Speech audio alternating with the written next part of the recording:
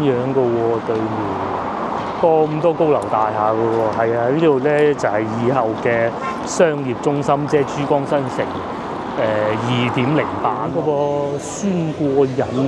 呢度啊飲咖啡嘅檸檬茶嘅，咁啊裏邊就有泰國菜清邁大排檔。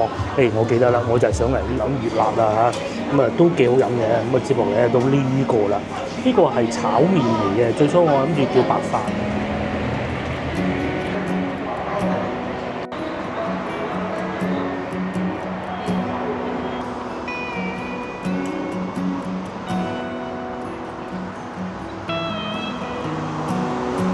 Hello， 各位觀眾大家好，我而家所在位置咧，大家應該未聽過呢個名啊嚇，磨碟沙地鐵站啊。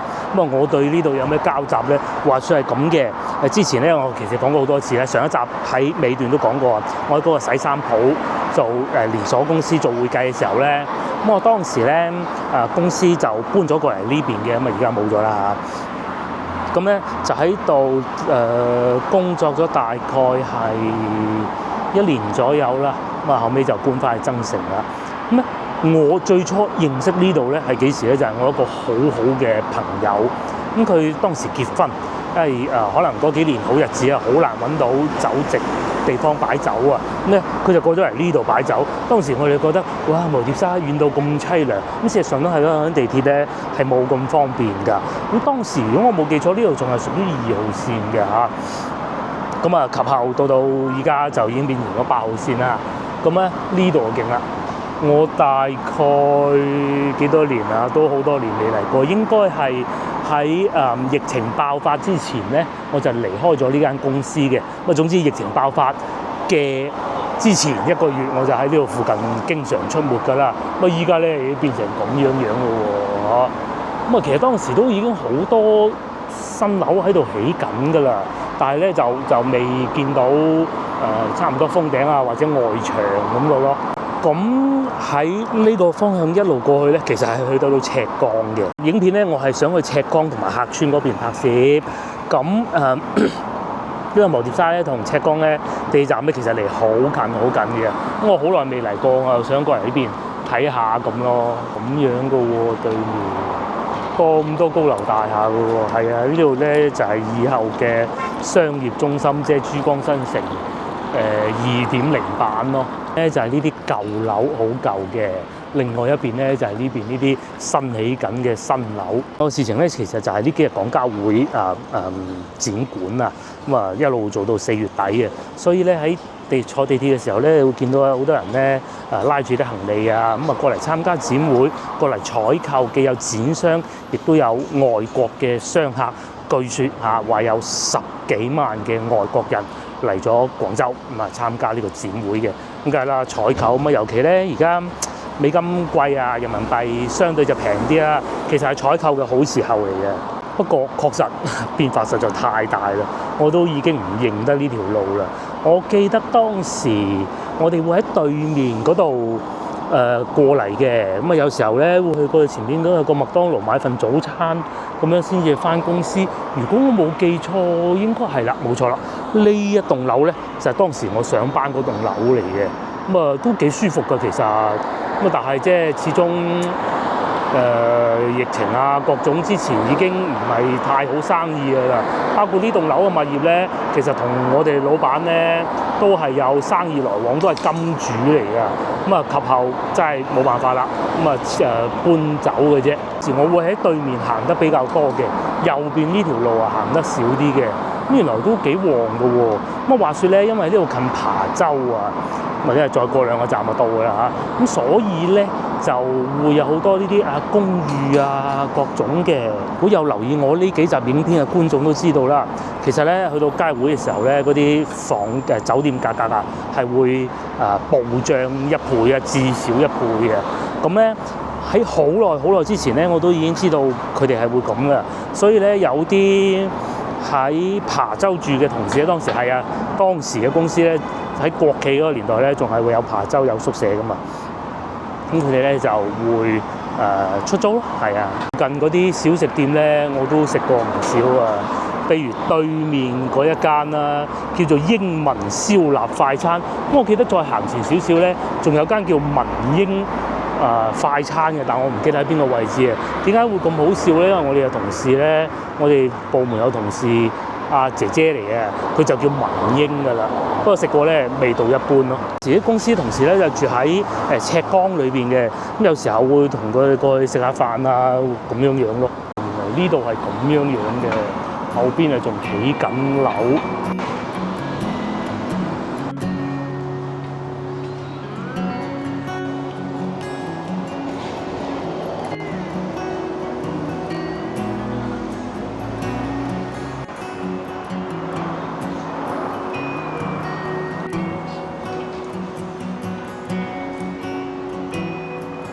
搞笑喎，對面叫英文燒臘快餐，呢度變咗咧中文燒臘快餐。如果我冇記錯咧，以前文英燒臘快餐咧，應該就喺呢個位置㗎啦。係啊，不過佢竟然改咗名叫中文燒臘快餐，好搞笑啊！咁我哋繼續會往前行，咁喺前邊咧，咁一路會經過赤崗地鐵站，繼續往客村地鐵站過去嘅。大家仲有所不知啊，其實赤崗地鐵站咧係有好多老廣州喺嗰度住啊。以前咧同啲朋友踢波咁，其中有一個朋友咧，佢都話我住好遠㗎，我住赤崗㗎，咁哇咁遠你翻去咪好遠咯咁，係啊。我同老婆去過一次嘅，嗰度嘅市場都係廣州咧其中一個比較熱鬧嘅市場嚟嘅，呢個係真嘅嚇。只不過就我哋過去唔係太方便啫。此同時對面咧亦都會有2間大醫院嘅。我駕駛執照咧考試之前咧去見下教練之前，第一件事咧就係要先去體檢先。唔體檢咧，教練見咗我都冇用嘅。我記得就喺嗰個醫院體檢啊，只係左邊。嗰個軍區醫院啦，因為是係省第2人民醫院咧，我就真係唔記得咗啦。我面前呢條路咧就叫新廣東路，咁咧喺呢個方向過去係琶洲啦嚇。咁當你穿過琶洲嗰啲高樓大廈一棟一棟之後咧，你就會去到黃埔古港㗎啦。我哋仲要去蓮花山食嗰個海鮮粥咧，強記海鮮粥咧，其實就係會經過呢條路啦。開車去我講最方便就行呢條路，因為有一條好新嘅高速公路咧，收費又平，因為佢得好少一段係要收費嘅，幾好㗎。當時我啱啱考到車牌之後咧，咁會每個星期六星期六仲要翻工㗎嚇。朝頭早租一部嗰啲共享汽車啊，即係好似共享單車咁咧，去到指定地方停車咁就得㗎啦。就喺我屋企附近有一個租車點，然之後咧就一路開到翻嚟，咧就會經過獵德大橋咧，前邊呢度落橋，跟住翻去後邊咯，就係前邊呢個地方落橋啦。當過咗呢個交通燈位之後咧，其實就開始多餐廳㗎啦。再往前少少嗰度咧，就已經係赤崗地鐵站咯。我過對面咧係可以睇到廣州塔嘅，同埋珠江新城嗰幾棟樓咯。呢度一上去咧就已經係琶洲大橋㗎啦。至於我咧就繼續往呢個方向進發。今日咧同琴日唔同，琴日咧我哋係由南往北行嘅，今日咧就由東往西行嘅。如果慎防有啲觀眾仲唔記得啊，其實咧呢度咧係屬於河南嘅，即係海珠區嚟嘅。咁如果對應翻對面，咁係邊度咧？大概方位係睇得清唔清楚啦？大概就係黃埔大道啦、雲來斯堡啦、石牌附近嘅，可能睇得唔係好清楚啊。仲勁啊！呢條河涌，呢條都唔叫涌，呢條根本就係河嚟嘅。而家好似點解闊咗咁多咁咧？呢度就叫黃埔涌，整到好靚喎。雖然嗰啲水咧水質係咁啊，出到海口係咁嘅，都係咁嘅顏色嘅啫，但係好乾淨，冇嗰啲漂浮物啊、死豬死狗啊、死蝦啊咁喺度浮下咯，靚咗好多。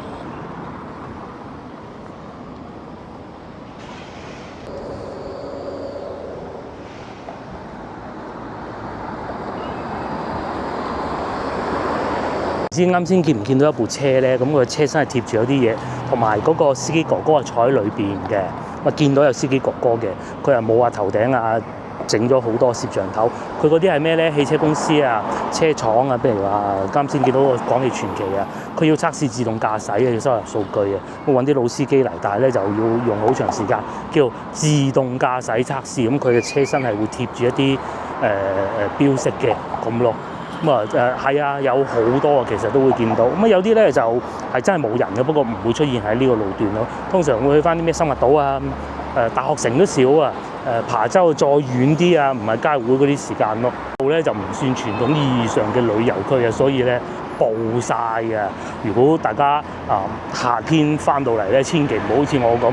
如果想過嚟呢邊，其實係都多嘢食嘅，但係咧千祈唔好好似我咁喺磨碟沙站出嚟，我真係懷念一下嘅啫。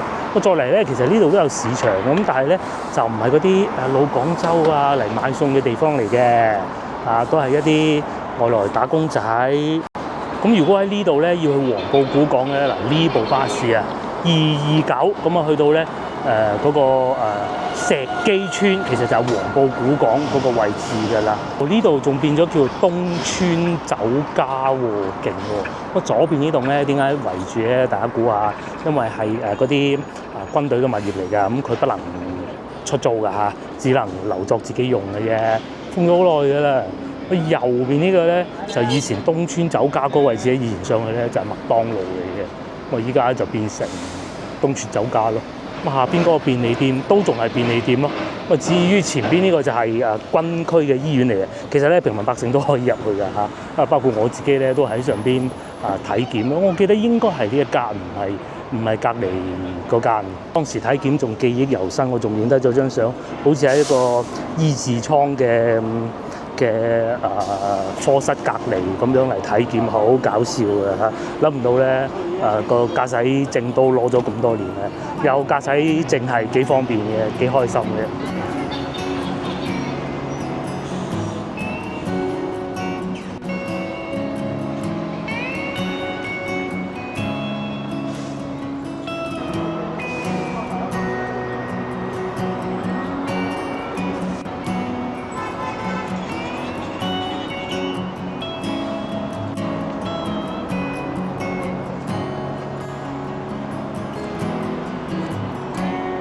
好啦，咁話咁快咧，我哋嚟到呢度啊！以往咧，我經過呢度咧，有時候會踩單車嘅，去到麥當勞門口踩單車嘅。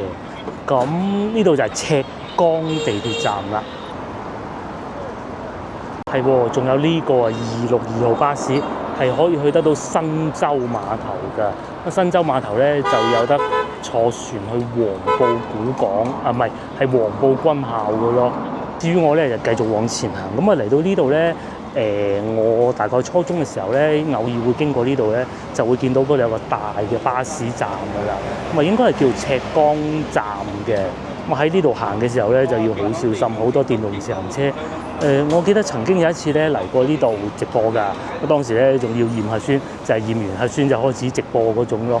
咁時至今日咧就梗係唔使啦，變成全部都係電動自行車。我會喺嗰度行入去，然之後咧去市場行下嘅。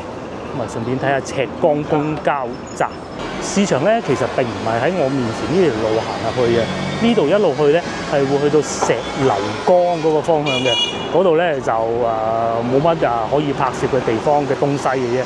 我會繼續往前行，再行前少少咧就可以去得到大概煙廠啊，同埋赤崗市場嗰個位置咯。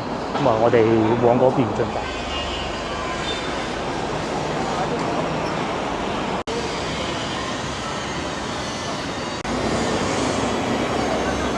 就喺呢度啦，而家啲巴士好似少咗好多喎。我哋見到得2部巴士喺度咧，有131。以前冇分 A、B 嘅，而家分咗 A、B， 但係我都冇坐過。咁同埋咧呢度啊，因為公交公司咧呢度係公交公司管㗎嘛，咁佢哋咧係會有充電樁嘅，好似呢啲咁咧。咁佢係要貨俾普通人用得到㗎嚇。咁你可以使你部車入嚟呢度充電咁喎。咁當然啦，你要服從安排，唔好阻住人哋嘅巴士入嚟啊嘛，咁嘅咯。係啊，咁少巴士啊，而家得翻。我咧就繼續往前行。喺呢度咧，如果大家想揾嘢食，對面都有不少嘅，但係咧你就要慢慢揀啦。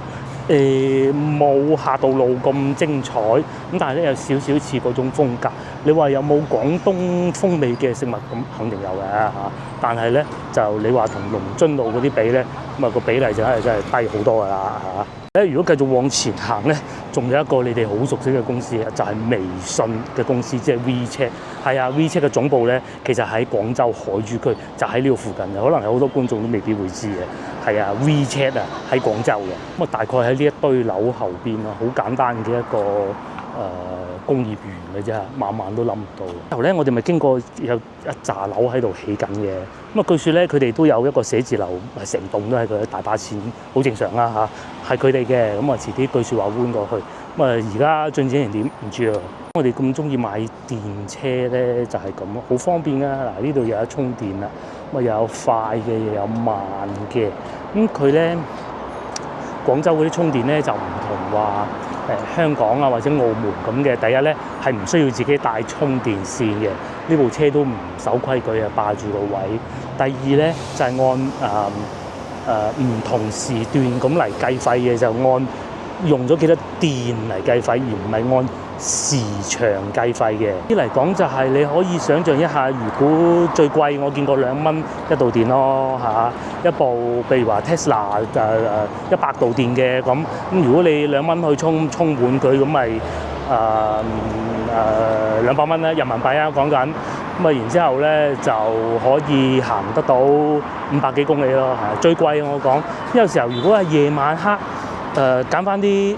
即使係呢啲咧要收費呢啲咧充電樁咧都係會好平嘅，平過我見過最平6毫子咯，係啊6毫子一度電啊！咁如果一部 Tesla 充到滿咧，只需要60蚊人民幣嘅啫，好抵玩嘅。咧就會向住廣州塔呢個方向進發，慢慢一路行，繼續往前行咧，咁就會到客村地鐵站。咁我嘅計劃咧係去到客村附近揾嘢食嘅。呢個叫中環廣場。又係廣百嘅其中一個新開嘅超市嚟嘅商場咧，都唔叫超市啊，都多嘢食啊，又有酒店啦，又有咖啡店啦，不過都關咗門嘅。咁啊，前邊呢度有超市啦，但係好似又關咗門嘅。嗰個係賣檸檬茶嘅。咁咧前少少咧，呢度就有得食點心啦，點心粵菜嗱，嗰度寫住啦，係咪中環咖啡咁嘅喎？嗱，行咗幾步啫，又見到有充電嘅地方，幾方便啊！係即係同老婆傾開，佢話咧到夏天啦，我哋講開夏天來了呢個話題嘅，我哋都係好怕夏天嘅，尤其我啦嚇，咁啊好怕好熱啊，成身汗啊咁樣樣。咁啊，如果講翻到大概即係我考車牌之前啦，嗰段時間咧，之前往上嗰啲時間咧，都係喺條街度行係會好熱嘅，因為咧。燃油車嘅排放咧係成架車都會好熱好熱嘅。咁咧因為而家巴士啊好多咧都用咗純電㗎啦嚇，咁啊所以咧就會空氣啊質量啊到氣温啊都冇咁熱啦嚇，嗰陣真係好厲害，根本你係唔想出街嘅，一行落條街度咧就已經係身汗。咗純電汽車之後咧就方便得多啦。係啊，又舒服好多。呢度有個叫純陽酒樓，全天茶事早午晚飯事，好似幾好喎。可惜今日冇同老婆嚟，呢啲咧都係等留翻同老婆嚟到先至試啊。咁啊呢度都近地鐵站嘅，都幾好嘅。咁啊食完之後可以喺前邊市場買餸，咁我哋而家慢慢就往前邊市場行過去啦嚇。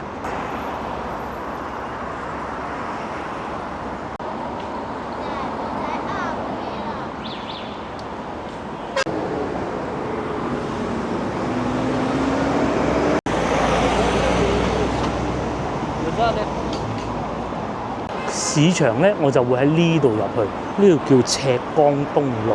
咁我簡單行一下，咁啊帶大家嚟睇下嘢咧，我就唔會買㗎啦。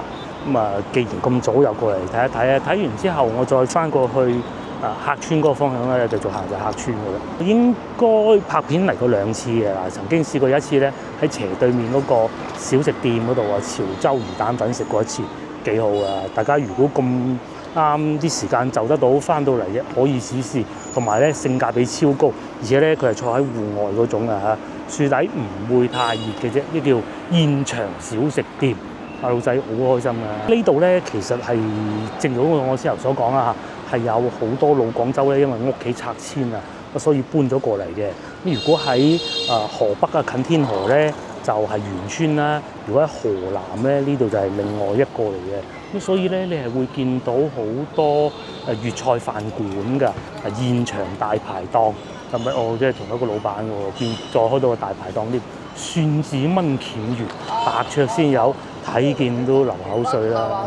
咁啊，過嚟市場係咁嘅，因為之前咧嚟過一次，同老婆我哋要發掘題材啊嘛。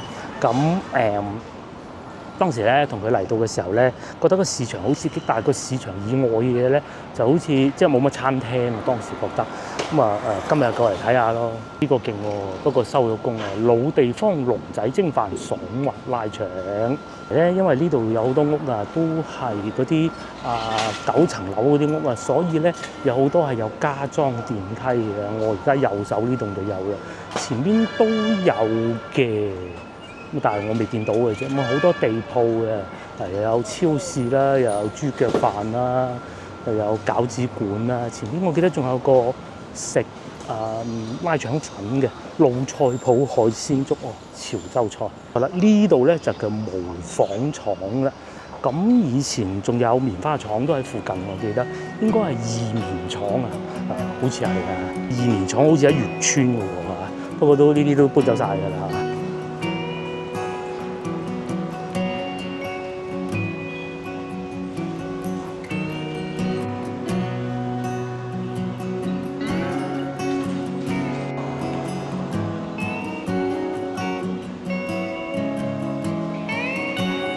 附近咧都好多潮汕菜館嘅喎，嗱呢度又有一間食生醃嘅喎。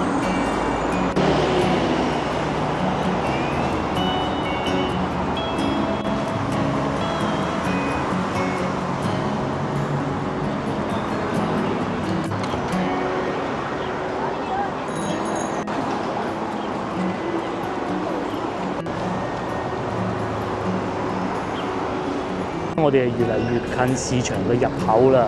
咁喺呢度咧，當然我唔推薦大家咁做啊。你步行咧係可以去得到赤崗塔同埋廣州塔嘅，咁當然需要好長時間。咁至於市場咧，就喺呢度入去，呢度咧就叫赤崗路。咁啊，正如先頭所講咧，係真係有好多老廣州喺度住啊。你大家睇下嗰啲表情啊，個樣啊知。因為如果係外嚟打工仔咧，佢哋係冇咁早收工啊。係啊。即係啲廣州人啊，咁先咁早收工嘅啫嚇。佢哋喺外邊嚟得廣州嘅，梗係做嘢做工會做得比較夜嘅。嗱，即係好似啲叔叔咁咧嚇，都應該係本地人嚟。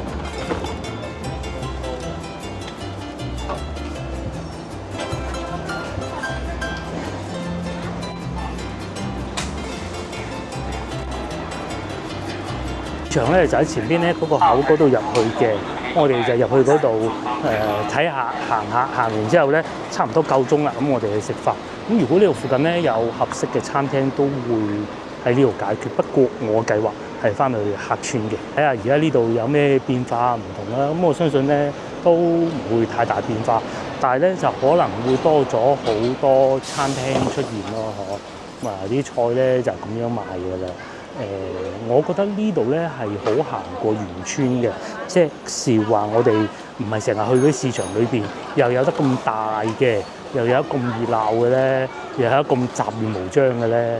員村就整潔好多嘅，相比之下，呢度咧有好多呢啲賣下早餐啊，賣下豆漿啊。又或者已經開始有榴蓮食啊！呢度咧仲未算熱鬧啊，繼續往前邊仲熱鬧。咁大家其實都睇到啦，又有水產賣啦、燒臘啦、水果啦，甚至呢啲藥材鋪都有嘅。因為咧而家已經嚟到5點鐘㗎啦，咁啊所以咧好多市民早收工嗰啲啊，佢哋已經嚟呢度買餸㗎啦，幾熱鬧幾墟冚，係咪？哇！粟米5蚊2條，真係唔貴嘅，10蚊4條。又或者買下木瓜啊咁樣嘅咯。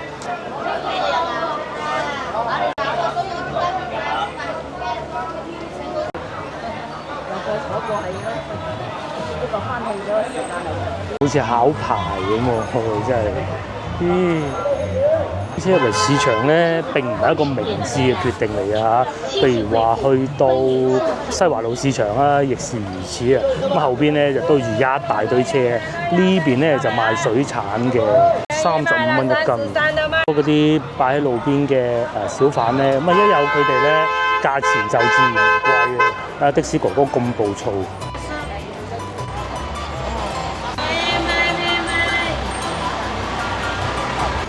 生蠔，你仲想佢點大？呢只你啊夾硬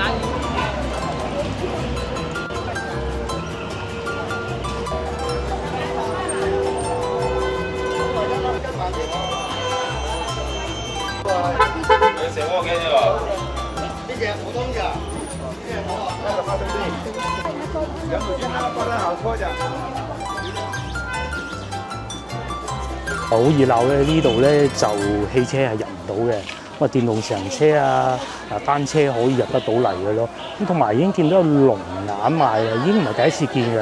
咁仲有咧，早幾日我哋買嗰啲提子超好食、超甜，咁啊水果梗係唔會少㗎啦。咁至於呢度咧係叫咩咧？先頭外邊嗰度都唔算嘅，呢度叫赤崗市場。通常嗰啲咧有幾大市場都係咁嘅。咁室內部分咧就不是太大嘅啫，呢度都算大㗎啦。咁但係咧戶外部分咧就更大嘅，呢度亦都唔例外嘅啦嚇。荷蘭豆啊3蚊添㗎喎，又有賣下呢啲蒜苗啦5蚊半，又或者紅蘿蔔2蚊，哇超抵買，1蚊半番茄嘅。吸熱鬧啊，已經唔算最熱鬧嘅時候嚟啦，已經唔算最熱鬧嘅區域嚟㗎啦。係咪？咁我哋簡單睇過就算係喺前邊往右出翻去，同埋咧早幾日又買咗芒果啊！上次我哋喺南沙買咗芒果超好食，呢度6蚊斤，唔好買咁多啦，食得太多冇益嘅，全部都係蔬菜嚟嘅喎。呢個係4蚊係通菜，後邊紅蘿蔔1蚊半㗎啦，白蘿蔔見到而家都算平啦，1蚊嘅，仲要唔係好爛嗰種係本地嘅。又或者菜花3蚊半，夏天已到了。咁同埋咧呢個地方咧，大家可能我攝影機睇得唔係好清楚，好魔幻嘅一個咧就係後邊咧係廣州塔嚟嘅。咁咧但係下邊呢度咧就係賣餸嘅咁嘅咯。有山坑魚啦，即係淡水魚啦，土豬肉啦。呢邊就賣緊都係豬肉嘅，啲街坊啊帶埋一嚿狗過嚟買餸啦，好開心啊嚇！呢啲咧就係佢哋嘅退休生活。有啲人係中意朝頭早買餸，有啲人係中意夜晚買餸，咁就係節瓜2蚊。咧我飲茶應該係喺沙面嗰度，咁啊聽到有2個阿姨講，佢話而家啲節瓜唔靚嘅，食起身咧腎嘅啫，即係好硬咁解，煮極都唔腍咁啊。咁但係我哋早幾日買過嗰啲又唔會喎，可能嗰個阿姨唔識買嘅。係啊，2蚊1蚊半我哋都買過，我最緊要睇下佢有冇毛。當時咧我聽到個阿姨講咧話，有毛啊都唔靚嘅，睇嚟我哋冇揀錯。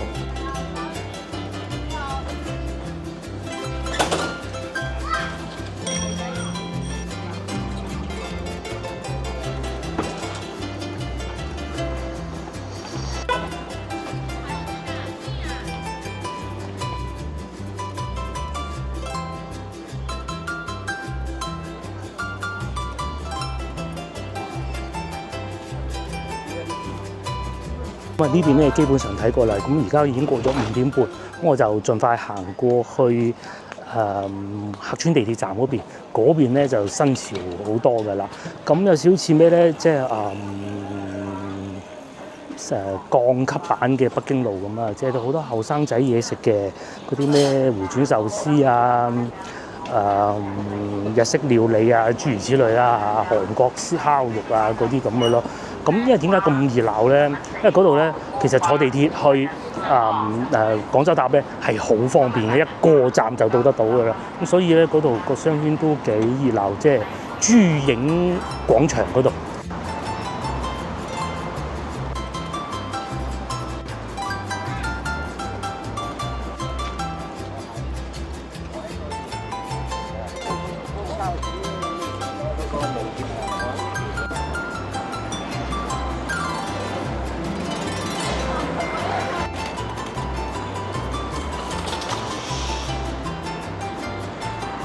嗰度珠影啦，原來呢度又有個餐廳嘅喎，1999年喎，咁咪仲有茶飲咯，下次可以同老婆過嚟呢度試下，喺呢度飲完茶過去買餸，咪啱好咯。其實咧呢度咧爆線嚟嘅嚇，好方便啊！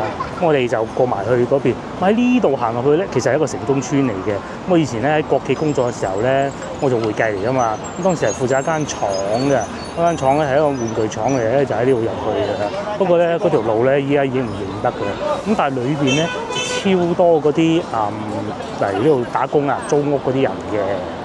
好熱鬧啊！不過我哋今日唔入去啦，我哋喺前邊呢度過去。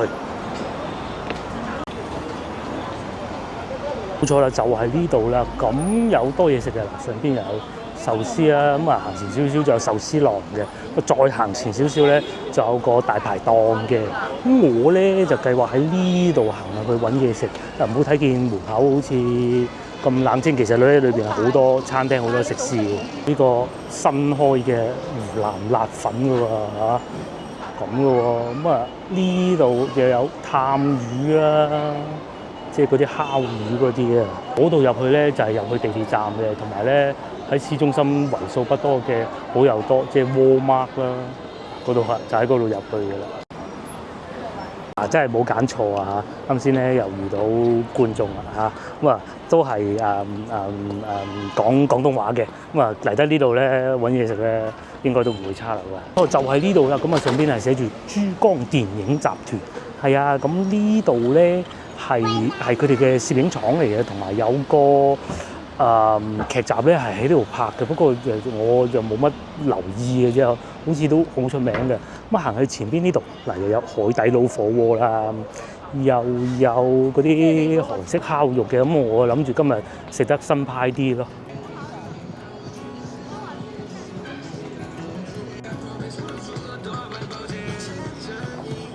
喺呢度入去嘅，其實就係呢一堆嘅建築物嚟嘅裏邊，呢個商場裏邊嘅，咁啊睇下有咩啱食啦嚇，咁啊都係新派啲嘅。海底撈我見到又有烤魚，又有日式料理咁嘅喎。我記得咧裏邊就有炭佬烤肉嘅，不過冇理由咁易食炭佬烤肉㗎。又有唱卡拉 OK 咁嘅喎，208蚊起啊，唱5個鐘啊，係咪？咁佢有分嘅大中細房，最細房譬如話佢有規定嘅細房，譬如話係3個人，我唔知啊嚇，咁咪208蚊咯，5個鐘。咁啊中房咪人多啲咯，可以多啲。咁啊呢度食雲南菜，呢度啊食牛肉火鍋咁嘅噃，咁樣嘅噃，酸過癮。呢度啊飲咖啡嘅檸檬茶嘅，咁啊裏邊就有泰國菜清邁大排檔。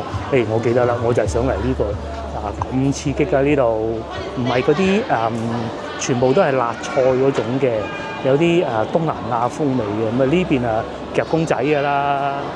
呢邊咧就應該係韓國菜嚟嘅，嗰個廚房嚟嘅啫啊！咁啊，仲有拉麵啦、海鮮大排檔啦，勁嘅喎！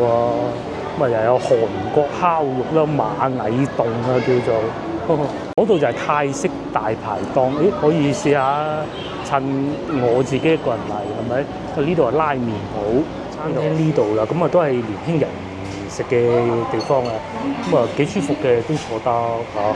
咁啊因為而家係5點半，6點都未夠，咁啊所以冇乜人嘅啫。呢度咧數碼點餐嘅，等我掃下碼先。生仔餐廳都係咁啊，大多數。咁啊但係咧，如果你話我唔識掃碼嘅喎，因為有啲香港觀眾啊或者冇用 WeChat 咁啊，其實可以叫佢哋落單嘅。清邁菜咁即係會辣啲嘅噃。泰式麵包咖喱雞都係59蚊一份嘅喎，煮鱸魚76嘅喎，咁又唔算勁貴嘅嚇。咁啊有汽水啦，有亞洲汽水啦，10蚊，泰國豆奶10蚊，啤酒13蚊，合理啊嚇。仲有應該仲有檸檬茶自己整嘅，呢啲叫過啦，飛餅。呢啲飛餅咧，我肯定會叫一份嘅，香蕉味、菠蘿味、香蕉味啊！咁啊，仲有冬蔭公湯，我可能都會叫一份。你咖喱蝦呢個好喎，牛腩65都算合理嘅價錢。呢、個生菜包就不得了。就算胡椒大蝦45蚊咖喱雞，仲有青咖喱雞添喎。同埋嗱呢個網紅火山排骨68蚊嘅喎，咁嘅噃嚇。斑蘭葉西米糕又有啦，同埋呢個鹹蛋青木瓜沙律，好過癮喎。咁炒飯啦，炒媽媽麵啦，冬蔭公湯，仲有炒通菜，幾好啊！咁我落單上嚟嘅就係呢個冬蔭公湯啦。咁顏色都幾正宗嘅，但係有粟米嘅喎。睇下份量先咧，有1隻蝦，我見到有2隻蝦，暫時見到啊咁嘅應該係3隻蝦嘅，咁有魷魚啦，有菇菌啦。我去過好多次啦，但係咧去嚟去去都係芭提雅、曼谷啊咁嘅啫。咁咧就未去過清邁嘅，咁試下清邁風味點。據我所知咧係好辣嘅，因為泰國越靠北邊咧，啲味道咧就會越辣嘅，咁樣噶噃。試下，又有魷魚、菇，仲埋有啲貝嘅。辣嘅，但係冇我想象中咁辣咯。我想象中咧應該會更辣嘅啦，仲有啲香茅啦，檬葉嘅香味都夠香，係幾好。咁香茅味反而唔算太重喎。上菜新塊啊！另外2款美食都到咗啦，咁試下個蝦先。佢係我最中意呢種嘅，仲有蝦春添喎，飲起身都幾舒服幾好。哇！蝦搣開咗啦，有膏嘅喎。咁係嘅，廣州揾有膏嘅大頭蝦唔難嘅，確實都唔錯啊嚇。咁蝦係再次證實過係得2隻、3隻嘅啫。個鮮頭嗰隻會大啲嘅，但係咧品質唔錯咯，份量都夠多。咁完之後咧，再試下其他嘅嘢食啊嚇，已經送晒嚟啦。個湯越諗越辣啦嚇，咁都幾好飲嘅。咁接落嚟到呢個啦，呢個係炒麵嚟嘅。最初我諗住叫白飯配咖喱嘅啫，咁諗下不如既然有冬蔭公湯啦，咁試下炒麵啦。價錢又唔係好貴，好似20幾蚊嘅呢個。哇！但係要好考功夫落夾佢嘅時候。呢度有個又算腸仔嘅喎嚇。其實我咪應該將所有夾出嚟嘅，好有儀式感咁夾出嚟就睇見啊，大家份量都唔少啊！我已經夾咗1份嘅啦，咁嘅噃。有條腸仔幾開心嘅。同埋係都有唔少配菜啊，蝦仁啊、辣椒啊，各種都有咯。我同老婆咧結婚嘅時候啊，度蜜月啊，第一次係去泰國旅行嘅，咁梗係多嘢食，好開心啦。後來喺咧先知道，原來咧去泰國咧，我哋揸中國護照咧係可以自由行嘅。去咗2次，有一次咧個女啱出世無耐，太細啦，冇帶佢，即係咁大個人第一次自由行，咁梗係唔敢帶佢啦。好玩，之後再帶埋個女去，都係玩得好開心嘅。炒麵幾好喎。首先佢唔會話好黐住啊，搭住嗰種感覺嘅，係有少少似我哋去到曼谷街頭食到嗰種感覺嘅。不過咧，曼谷街頭食到咧就細份好多嘅。個份量咧，如果喺曼谷街頭咧，大概就要2份先至有咁多嘢食㗎啦嚇。咁同埋大細當然係平啲啦嚇。咁嗰度係曼谷街頭啊嘛，啲便利店門口嗰啲咧。喺便利店買支嘢飲買份芝士腸仔，佢幫你切好晒，又或者會有啲切開嘅水果啊，然之後喺門口咧食份炒麵幾好嘅。個炒麵咧係令到我有少少重溫到喺曼谷街頭嘅感覺嘅。咁但係到曼谷咧就一定要飲多啲水，佢啲香料都用得幾好，唔會話好超邊一類。食起身咧又好似個冬蔭公咁，即係好寡淡噶嘛。呢個係幾好。同埋咧喺廣州食泰國菜即係我都算食得比較多啊。如果最貴最好應該喺珠江新城嘅一棟樓上邊，我唔知喺邊度啊。好貴，平均100蚊一個。咁但係如果翻到北京路咧，就永盈啦、永盈茶餐廳啦、永豐啦，即是咁。但係嗰度咧就逼傑啲咯，同埋會再貴啲嘅。呢度咧就裝修係冇永豐咁泰式，但係咧就嘢食平啲。食到差唔多飽啦，呢個係好食可以再食嘅，因為真係份量都唔少啊！今日咧埋單係120蚊，咁啊都合理嘅價錢，咁啊接落嚟試下呢個啦嚇，試下呢個，呢個係香蕉味嘅，南亞旅行必食嘅一樣嘢咯。咁喺國內咧其實做得都唔差嘅。嗱呢個咧就可能真係俾我放咗一段時間，佢係冇咁脆嘅。我要求都好高，因為攞嚟同馬來西亞曼谷街頭嗰比咧係有點而不公平嘅。已經係差唔多7點啊，6點36分。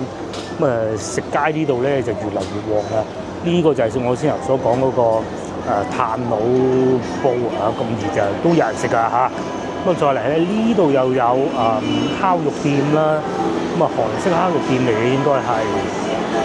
都幾熱鬧嘅。至於我先頭咧就喺呢個泰國餐廳啦，都幾好。同埋咧越坐裏邊咧就越多人㗎，係啊。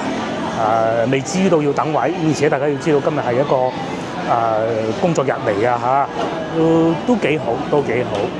咁呢邊就食炭爐雞煲啊，係啊。咁噶噃，咁熱都有人食噶喎。呢度係幾好玩嘅，幾多嘢食嘅。主要係以餐廳為主嘅。上次同老婆嚟咧，已經係想試嘅啦。不過佢又話怕熱氣，又話這樣那樣，咁冇試嘅。嗰度前邊就有椰子雞煲啦。呢度牛雜煲就冇做啦，咁嘅喎。呢個榴蓮披薩啦，咁但係咁多間咧，呢度相對比較冷清啊。咁仲有肉蟹煲啦，呢度係椰子雞煲，同埋呢度仲有個泰國菜，又係泰國菜。呢度睇上去就好似冇先頭嗰度咁火爆咯，但係呢度裝修就別緻啲嘅。呢度仲有海底撈啦，又或者呢一個文通冰室。咁我哋上次嚟嘅時候，如果冇記錯，好似都仲係疫情期間啊，係同個女嚟嘅，跟住後尾好似去咗食迴轉壽司，我唔係好記得啦嚇。咁都幾開心嘅。外邊咧就係珠江電影院啊，即係佢哋啲片場嗰度啊。咁大家如果有機會嚟到，可以都入去睇下嘅。同埋外邊呢度咧有啲拍電影嗰啲器材嘅睇啊，好多嘢睇嘅。邊仲有牛火鍋店嘅喎，同埋萬萬都諗唔到，其實喺市區咧呢度停車算幾方便嘅，有咁大嘅停車場。咁至於呢度咧就係嗰啲電影工作者當時喺呢度奮鬥嗰啲歷史啦嚇。